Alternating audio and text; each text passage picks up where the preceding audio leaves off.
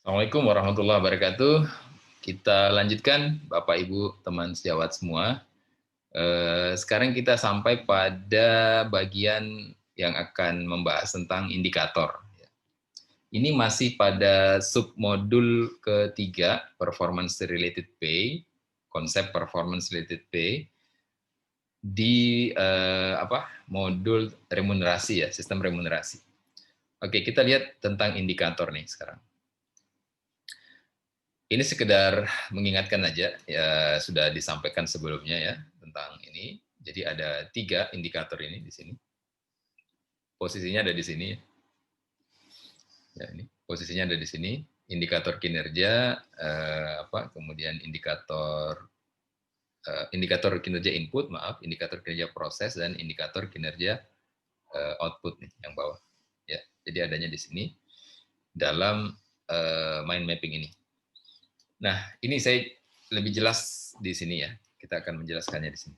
Jadi ada 6 prinsip remunerasi tadi kita sudah bahas sebelumnya, dan 6 prinsip tersebut menjadi dasar dalam menentukan indikator-indikator ini. Pertama, indikator input. Indikator input ini akan terhubung ke basic salary, wage, atau gaji pokok kita biasa sebutnya kalau di sini ya. Kemudian allowance ya, subsidi, ini tunjangan. Kemudian yang berikutnya indikator proses. Ya, indikator proses ini merit atau insentif. Ya, kemudian indikator output ini kita bonus. Ya, ini bonus. Nah, jadi indikator input ini kita menilai, ya, indikator ini menilai orang tersebut, orang yang gabung ke rumah sakit kita, ke organisasi kita, itu punya modal dasar apa yang dia bawa. Itu yang kita nilai di dalam indikator input ini. Ya. Nanti sistem remunerasinya munculnya di gaji pokok dan tunjangan. Ya. Oke. Berikutnya ini indikator proses. Nah, ini dia bicara orang tersebut ya dalam berproses di rumah sakit kita, di organisasi kita, kontribusinya apa? Begitu. Kontribusinya apa? Itu yang kita menilai, dan ini munculnya di remunerasi itu adalah merit atau insentif kita nyebutnya. Nah, kemudian indikator output. Nah, kalau di sini tinjauannya itu adalah orang ini kan ada di organisasi kita, dia bekerja. Nah, apakah organisasi kita mampu mencapai target? Ya, tentu pencapaian target itu bukan hanya karena ada dia, tapi kalau organisasi kita mencapai target, dia juga pasti punya peran. Gitu. Atau organisasi kita tidak mencapai target, ya kita juga bisa bilang dia juga punya peran gitu dalam tidak tercapainya target itu. Ya. Nah, di sini kita kemudian bicara alokasinya itu adalah alokasi remunerasinya itu adalah bonus, gitu ya. Oke. Nah, ini kita tadi sudah saya sampaikan sedikit pengantarnya. Jadi indikator input ini yang pertama ya, jadi ini kita bicara ini adalah modal dasar yang dimiliki oleh staff ya, yang akan mereka gunakan untuk menjalankan perannya di organisasi kita. Ya, saat ada orang melamar mau masuk ke rumah sakit kita, kan tentu kita tanya spesifikasinya dia apa, dia klop nggak dengan job spek yang kita punya, yang kita butuhkan gitu. Ya. Nah, sebagian besarnya mereka ini atau indikator input ini adalah hard skill atau hard kompetensi yang mudah dikenali. Hard skill atau hard kompetensi itu kan mudah dikenali. Ya. dengan dibuktikan lewat ijazah, sertifikat yang secara legal, formal diakui, nah ini sudah bisa kita identifikasi. Ya. Nah, ini contoh-contoh ya. Contoh level pendidikan, level pekerjaan, ya, kemudian level pekerjaan yang pernah dia kerjakan gitu ya, apa namanya, resiko, ya, kemudian pengalaman kerja, ya, itu kan dibuktikan. Ya, dia pengalamannya berapa lama, di level apa, statusnya apa, ya.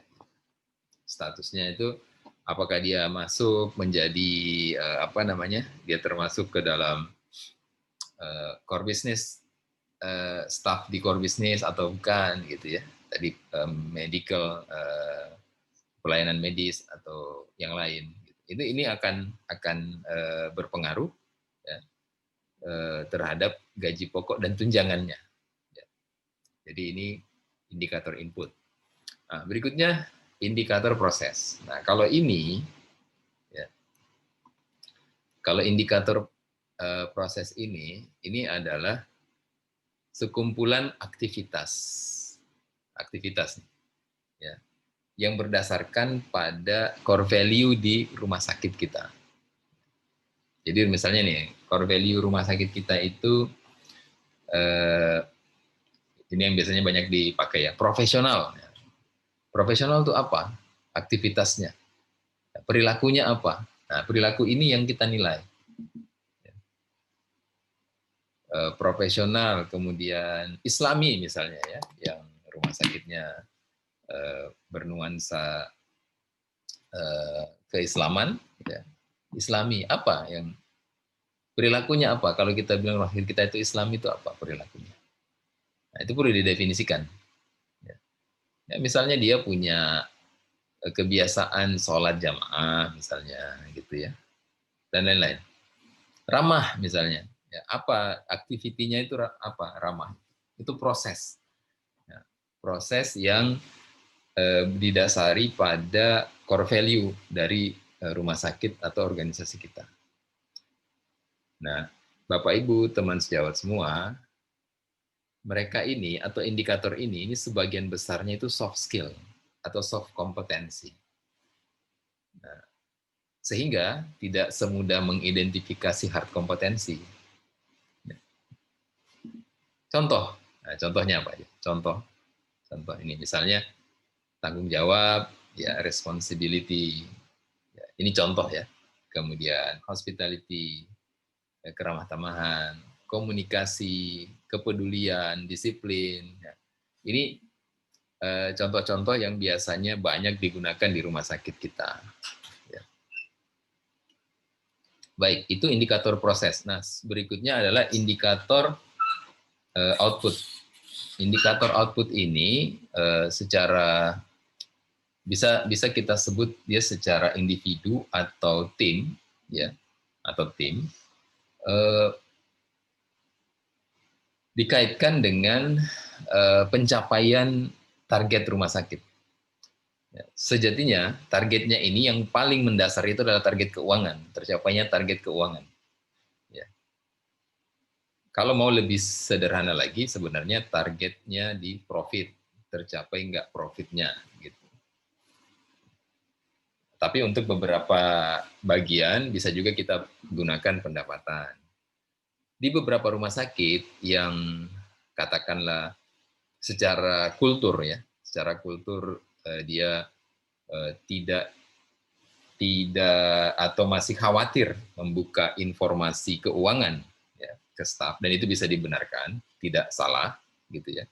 Maka penggunaan indikator-indikator kita dapat profit berapa itu belum bisa digunakan, bisa menggunakan yang lain, misalnya BOR, misalnya jumlah pasien, misalnya jumlah resep, ya, atau jumlah, misalnya ini nomor 5 ya, turnover yang tidak diharapkan dari staff. Turnover yang tidak diharap. Jadi turnover itu ada dua. Ada turnover yang diharapkan dan ada yang tidak diharapkan. Turnover yang tidak diharapkan itu artinya kita masih berharap staff itu bersama kita, tapi kemudian dia resign, dia pamitan dari kita. Itu artinya namanya turnover yang tidak diharapkan. Nah, itu juga bisa dijadikan sebagai hitungan target. Ya. Tapi saran saya sih selalu basisnya itu adalah keuangan, ya, pencapaian keuangan di sini intinya. Oke, jadi kalau kita definisikan lagi, menambah keterangan lagi, ya. Nah, indikator input itu yang kemudian termanifestasi di gaji pokok dan tunjangan tetap itu sifatnya given. Ini ya ini given. Ya udah kita berikan ke karyawan, gitu. Ini given sifatnya. Ya, kemudian ini proses indikator proses yang termanifestasi di insentif ini sifatnya individual atau tim performance. Jadi bergantung pada kinerja individual ataupun kerja tim, kinerja tim. Dengan kata lain, kita tidak bisa berharap kinerja dari yang given di atas itu, ya, yang tetap itu kita nggak bisa berharap kinerja dari situ, ya. Kemudian yang bisa kita harapkan itu kalau mau mengungkit kinerja yang di sini ini, ya, di indikator proses ini. Kemudian ini bonus, ini indikator output ya. Nah ini hospital profit base-nya. Ya. Jadikan